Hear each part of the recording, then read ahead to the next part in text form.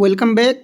तो आज बात करेंगे सीटेट के प्राइमरी लेवल पेपर 1 में पूछे जाने वाले एक सवाल, जिसको कई बार हम तो ये कहेंगे कि अब तक 50 बार कम से कम सारे सीटेट और एस्टेट को मिला दिया जाए तो ये क्वेश्चन पूछा गया है कि प्राइमरी लेवल पर वो जो मुख्य कितने थीम होते हैं और वो कौन से थीम है जिसका सब थीम है।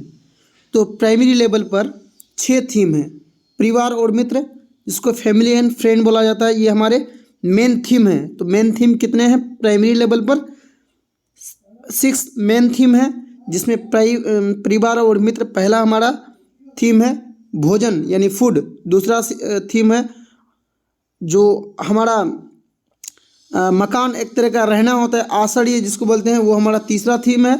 जल वाटर हमारा चौथा थीम है। यात्रा, ये हमारा ट्रेवलिंग जिसको बोलेंगे, ये 5वां थीम है। और हम चीज़ें कैसे बनाते हैं, ये 6ठा थीम है। टोटल प्राइमरी लेवल पर कितने थीम है क्वेश्चन पूछा जाए तो 6 थीम है। लेकिन मैक्सिमम सीटेट में देखा गया है क्वेश्चन से ये नहीं पूछता है कि प्राइमरी में कितने थीम है, बल्कि वहाँ ये क्वेश्चन रहता है इनमें से कौन सा थीम है प्राइमरी लेवल पर, ईवीएस में कौन सा थीम है। आपको 4 ऑप्शन दिया हुआ रहेगा, 3 कुछ और दिया हुआ रहेगा, 1 थीम डाल देगा। तो आपको ये सारे थीम को ध्यान में रखना है। 6 थीम होते हैं। इसमें एक और क्वेश्चन बनता है कि प्राइमरी लेवल पर ईवीएस में किस थीम का सब थीम है, यानी थीम का उप थीम। तो देखिए, परिवार और मित्र एक ऐसा थीम है जिसका 4 उप थीम है। 4 उप थीम कौन सा है, आपको नोट डाउन कर लेना है इस चीज़ को। परिवार और मित्र का संबंध, जिसको रिलेटिव बोला जाता है। कार्य एवं खेल, वर्क एंड प्ले। एनिमल, जिसको पशु बोलेंगे। और पादप, प्लांट। ये 4 सब थीम इंग्लिश में और हिंदी में उप थीम है। फैमिली एंड फ्रेंड्स के 4 उप थीम है, जिसको सब थीम बोला जाता है। आपको नोट डाउन करना है। और मेनली ईवीएस में टोटल कितने थीम है, तो मेनली ईवीएस में टोटल 6 थीम है। तो चलते हैं नेक्स्ट क्वेश्चन पर। आज का हमारा दूसरा टॉपिक है, आपने अगर सीटेट का लास्ट 2011 से 2022 तक जितने अब तक एग्ज़ाम हुआ है, जितने पालियों में, आप उसके अगर क्वेश्चंस को देखें प्रीवियस ईयर PYQ, यानी इसको बोला जाता है प्रीवियस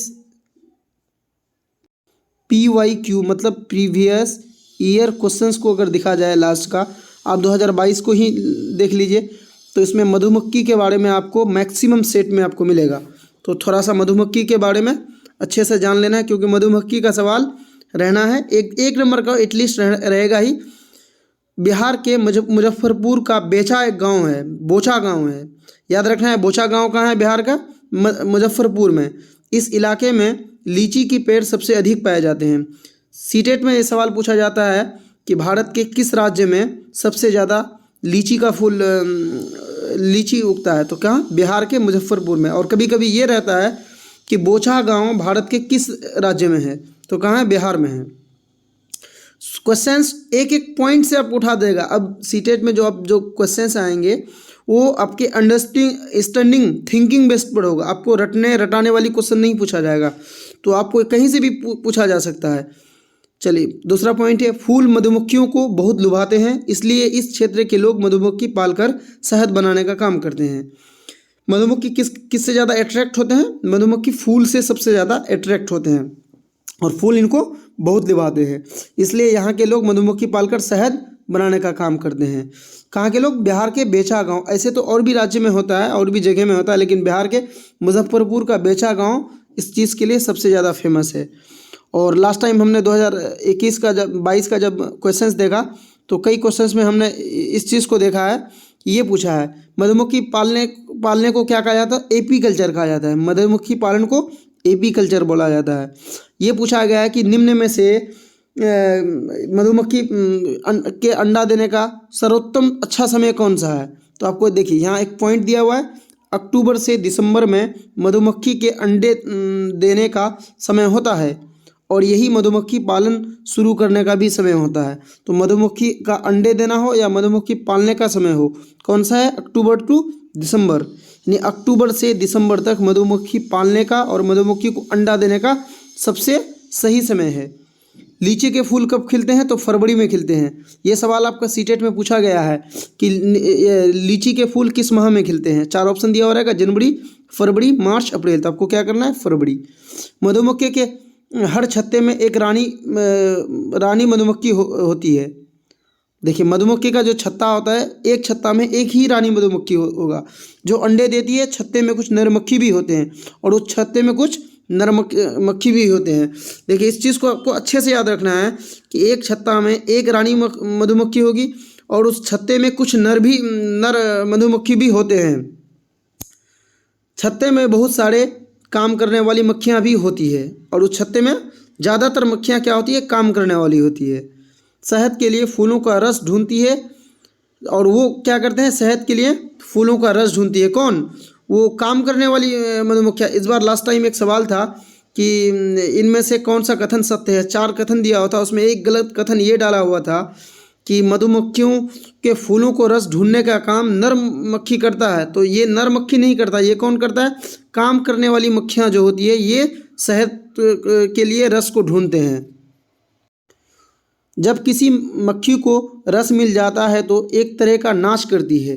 ये भी सवाल पूछा गया है कि जब मधुमक्खियों के झुंड को जब रस का पता चलता है तो लोग क्या करके दूसरे को बताते हैं कि यहाँ मधुमक्खी का ये फूल मिल गया है, रस मिल गया है। तो क्या करते हैं? एक तरह के वो लोग नाच करते हैं। ये डांस से दूसरे जो मधुमक्खी होते हैं वो उनको पता चल जाता है कि फूल मिल गया है, अब वहाँ से रस लेकर आना है। उससे दूसरी मक्खियों को पता चल जाता है कि रस कहाँ पर है। वह रस से शहद बनाती है। छत्ते का काम भी इन्हीं को करना होता है और बच्चे पालने का काम भी। देखिए, बच्चे पालने का काम हो, रस ढूंढने का काम हो, रस लाने का काम हो और शहद बनाने का काम हो, कौन करता है?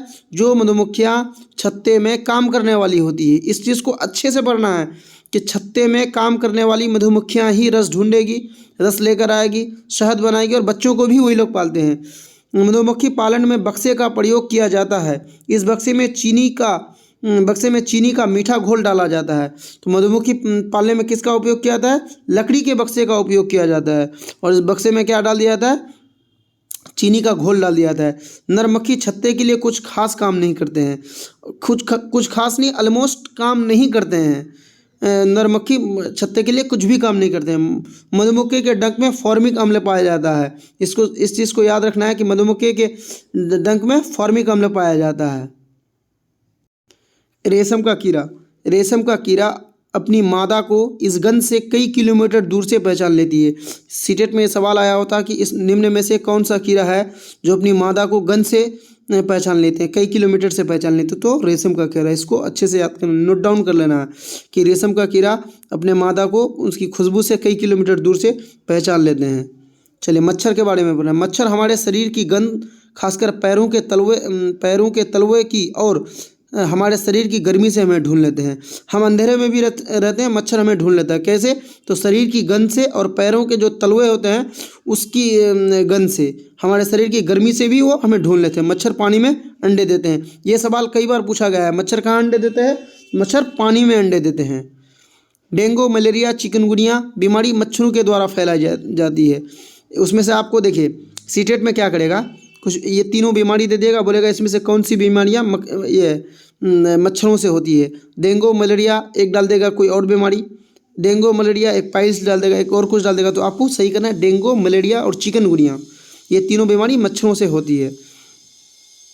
और रुके हुए पानी में या इकट्ठा हुए पानी में मलेरिया मच्छर पैदा होते हैं। जहाँ पानी इकट्ठा रहता है, पानी गंदा रहता है, वहाँ कौन से मच्छर पैदा होते हैं? मलेरिया के मच्छर पैदा होते हैं। मलेरिया मच्छरों के प्रजनन को रोकने के लिए पानी में तेल डालना उचित रहता है। मलेरिया मच्छरों की पैदाइश को रोकने के लिए क्या करते हैं हम लोग? पानी में केरोसिन तेल डालते हैं ताकि जो मच्छर अंडे पानी में देते हैं वो अंडा उनका नष्ट हो जाए और जो मलेरिया के मच्छर होते हैं वो मच्छर ना हो। आपको कमेंट सेक्शन में ये बताना है कि मलेरिया ये टीके की खोज किसने किया था। आपको इसका सवाल का जवाब